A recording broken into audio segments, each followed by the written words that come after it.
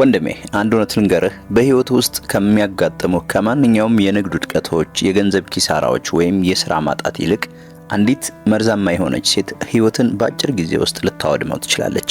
ለምን እንደሆነ ታውቃለህ? ውድቀት አንድ ጊዜ የሚፈጠር ክስተት ነው። ይጎዳሃል፣ ያስተምርሃል፣ ነገር ግን ተነስተህ እንደገና እንድትሰራ እድል ይሰጥሃል። መርዛማ ግንኙነት ግን በየቀኑ ነፍስህን፣ ጉልበትን፣ መንፈስህንና በራስ መተማመንህን የሚመጥ የዕለት ተዕለት ስውር ጦርነት ነው። እስኪ አስበው፣ ቀኑን ሙሉ ውጭ ውለህ ደክሞህ ተሯሩጠህ ከህይወት ፈተና ጋር ታግለህ ወደ ቤት ስትመለስ ሰላም፣ እረፍትና ድካምህን የምታስወግድበት ቦታ ማግኘት ሲገባ ይበልጥ ጨካኝ ወደሆነ ሌላ የቤት ውስጥ ጦርነት እንደምትገባ ሲሰማህ።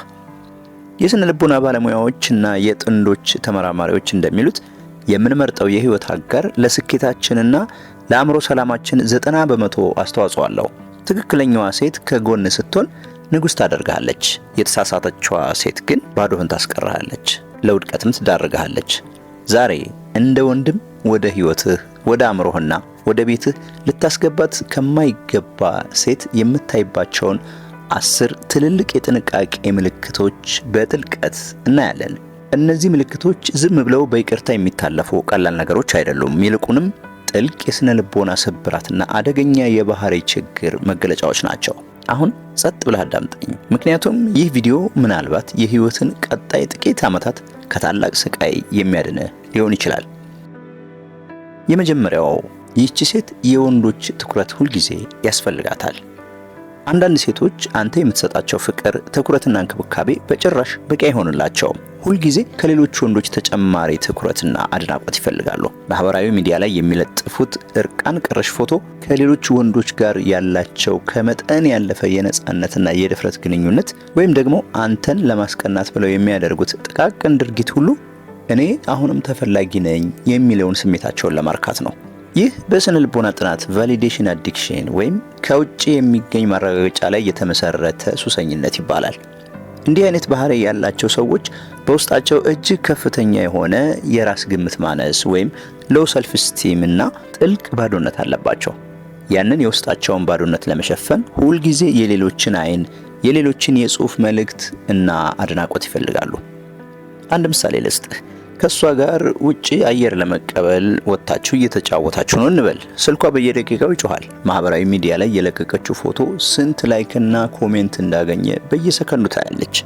ካንተ ጋር በአይኗ ለመገናኘት ቦታ የላትም፣ ምክንያቱም አእምሮዋ ያለው ስልኳ ላይ ከሚጽፉላት ወንዶች ጋር ነው። ወንድሜ፣ ይህች ሴት አብራህ እያለች እንኳን የሌላውን ትኩረት ስለምትሻ ከሷ ጋር ስትሆን መቼም ቢሆን የጸጥታና የእርጋታ ስሜት አይሰማህም። ሁልጊዜ መቼ ነው የምትተወኝ በሚል ስጋት ውስጥ ትኖራለህ። ሁለተኛው፣ ትኩረት ከነፈካት ብቻ ነው ዋጋ የምትሰጥህ። በየቀኑ ስትደውልላት፣ ፍቅርህን በግልጽ ስትገልጽላትና ጊዜህን መስዋዕት አድርገህ ስትሰጣት ታኮርፋለች፣ ትሰለቻለች፣ ምላሿም በጣም ቀዝቃዛ ይሆናል። ነገር ግን ስራ በዝቶብህ ስትቀር፣ ስልክ ስታጠፋ ወይም ትኩረትን ወደ ራስህ ህይወት አዙረህ ስትርቃት በድንገት ናፈከኝ፣ የት ጠፋህ እያለች ፍቅር በመስጠት ትከተልሃለች። ይህ የስነ ልቦና ተመራማሪዎች አንክሸስ አቮይደንት ትራፕ ወይም ደግሞ ፊርፉል አቮይደንት አታችመንት ብለው ከሚጠሩት ጋር ይገናኛል። ይህም በፍርሃት የተሞላ ቁርኝት ማለት ነው። እሷ እውነተኛ ስሜታዊ ቅርበትን አትፈልግም ወይም ትፈራዋለች። ደህንነት የሚሰማት ርቀት ሲኖር ብቻ ነው። ፍቅርህን እንደ ድክመት ታየዋለች፣ መራቅህን ደግሞ እንደ ጥንካሬ ታየዋለች። ይሄ ልክ እንደ ድመትና አይጥ ጨዋታ ማለት ነው። ስታባረራትና ልቧን ለማሸነፍ ስትለፋ ትሸሻለች። ሰልችቶት ስትተዋትና ስትርቃት ደግሞ እሷ አባራሪ ትሆናለች። በዚህ አይነት ግንኙነት ውስጥ ስትሆን ፍቅርና ትኩረት ለማግኘት ሁልጊዜ ራስን ማራቅ፣ ድራማ መስራትና ጨዋታ መጫወት ይኖርብሃል። ይህ ደግሞ ለአንድ አዋቂ ወንድ እጅግ የሚያደክም፣ ጉልበት የሚጨርስና አእምሮን የሚያዝል ህይወት ነው። ሶስተኛ፣ ኃላፊነት ከመውሰድ ትሸሻለች።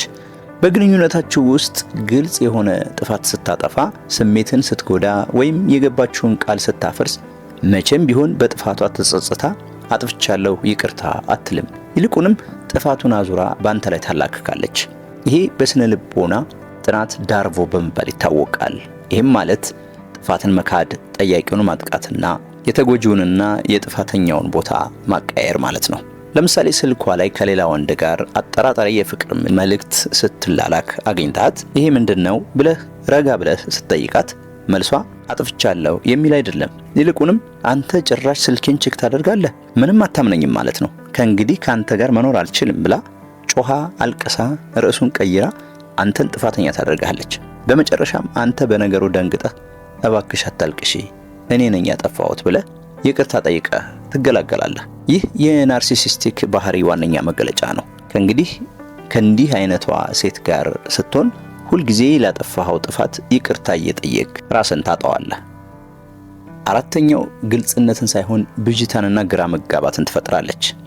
ከሷ ጋር በሚኖራችሁ ግንኙነት ውስጥ በጭራሽ የምትቆምበት የጸና መሰረት አይኖርም። አንዳንዴ እጅግ ታፈቅርሃለች፣ በፍቅር ታሰምጥሃለች፣ ሌላ ቀን ደግሞ ሙሉ በሙሉ እንደ አዲስ ሰው ትሆንብሃለች። እኛ ምንድነን የት እየሄድን ነው ብለህ ስለ ግንኙነታችሁ የወደፊት እድል ስትጠይቃት እወድሃለሁ ግን አሁን ለግንኙነት ዝግጁ አይደለሁም፣ ነገሮችን እንዲሁ በነጻነት እንተዋቸው እያለች አእምሮህን በብዥታ ውስጥ ታስቀረዋለች። በስነ ልቦና ይሄ ኢንተርሚተንት ሬንፎርስመንት ወይም አልፎ አልፎ የሚሰጥ ማበረታቻ ይባላል። ቁማርተኞች የቁማር ሱስ የሚይዛቸው አንዳንዴ ስለሚያሸንፉ እና አብዛኛውን ጊዜ ደግሞ ስለሚሸነፉ ነው። ያቺ አልፎ አልፎ የምትመጣዋ የማሸነፍ ተስፋ ሱስ እንዲይዛቸው ታደርጋቸዋለች። እሷም ትንሽ ፍቅር ሰጥታ አብዛኛውን ጊዜ ደግሞ በጭንቀትና በግራ መጋባት ውስጥ በማቆየት የሷ ስሜታዊ ሱሰኛ እንድትሆን ታደርጋለች። ወንድሜ፣ ትክክለኛና ጤናማ ሴት ግልጽ ናት። ሰላም ትሰጥሃለች እንጂ አእምሮ ውስጥ ሁልጊዜ ጥያቄና ጭንቀት አትፈጥርም። አምስተኛው ወሰኖችን አታከብርም። በማንኛውም ጤናማ ግንኙነት ውስጥ ወሰኖች ወሳኝ ናቸው። ወሰን ማለት አንተ እንደ ወንድ የምትወዳቸው የምታከብራቸውና ህይወትን የምትመራባቸው መርሆች ናቸው። ነገር ግን መርዛማ ሴት ያንተን ወሰኖች እንደ ፈተና ነው የምታያቸው።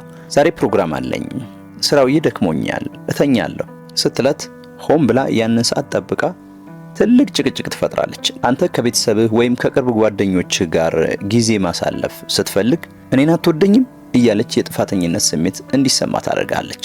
ለምሳሌ እኔ ከሌሎች ወንዶች ጋር ሌሊት በስልክ ማውራትሽን አልፈልግም ብለህ ወሰን ስታስቀምጥ የሷ ምላሽ አንተ በጣም ተቆጣጣሪ ነህ፣ አታምነኝም፣ ይሄ በጣም ኋላ ቀርነትን ነው የሚያሳየው፣ አሁንም እንዲህ ብለህ ታስባለህ በማለት የራስን መርሆች እንድትጠራጠር ታደርግሃለች።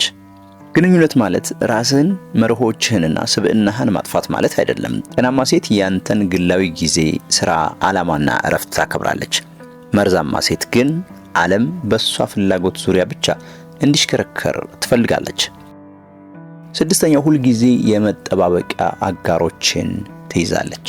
ወንድ ጓደኛዬ ነው ወይም እንደ ወንድሜ ነው የማየው ብላ የምታወራው ነገር ግን ከጀርባ ከሷ ጋር የመጠጋት ፍላጎት እንዳለው የምታውቀው ወንድ ሁልጊዜ በህይወቷ ዙሪያ አለ። አንተና እሷ ትንሽ በተጣላችሁ ቁጥር ወይም በነገሮች ባልተስማማችሁ ቁጥር ወዲያውኑ ለሱ ቴክስት ታደርጋለች፣ ትደውልለታለች፣ ወይም ማህበራዊ ሚዲያ ላይ ስሜቷን የሚገልጽ ጽሑፍ ለጥፋ የሌሎችን ወንዶች ትኩረት ትስባለች። ይህ በስነ ልቦና ሶስት ማዕዘን መፍጠር ወይም ትራያንጉሌሽን ይባላል። ሶስተኛ ሰውን ወደ ግንኙነቱ በማስገባት አንተ ሁልጊዜ በስጋት ውስጥ እንድትኖር እንድትቀናና እሷን ላለማጣት ስትል ሁልጊዜ እንድትወዳደር ታደርጋለች። እውነተኛና ታማኝ አጋርህ አንተን በልቧ ካስቀመጠች የሌሎች ወንዶች መጠባበቂያ ወይም ፕላን ቢ አያስፈልጋትም። አንተ የመለዋወጫ ዕቃ ወይም አማራጭ አይደለህም። ሰባተኛ በስሜት ትጫወታለች። የምትፈልገውን ነገር ለማግኘት ወይም ጥፋቷን ለመሸፈን ስሜትን እንደ መሳሪያ ትጠቀምበታለች። ማልቀስ፣ የሞራል ብልጫ ለመውሰድ መሞከር ወይም ዝምታን እንደ ቅጣት መጠቀም ዋነኛ ስትራቴጂዎቿ ናቸው። አንድ ነገር ሳታደርግላት ስትቀር ወይም ባልፈለግከው ነገር ላይ እምቢ ስትል እኔን አትወደኝም ማለት ነው፣ ለኔ ብለህ ይህን እንኳን አታደርግም የሚሉ ስሜትን የሚጎዱ ቃላትን ትወረውራለች። ይህ ጊልት ትሪፒንግ ወይም ሰውን በጥፋተኝነት ስሜት ማሰቃየት ይባላል። አንተን በውስጥህ እኔ በቂ አይደለሁም፣ ሁልጊዜ ነገሮች እንዳጎደልኩባት ነው የሚል የጥፋተኝነት ስሜት እንዲሰማህ በማድረግ የራሷን ፍላጎት በበላይነት ታስፈጽማለች። ይህ የስሜት ብዝበዛ ነው።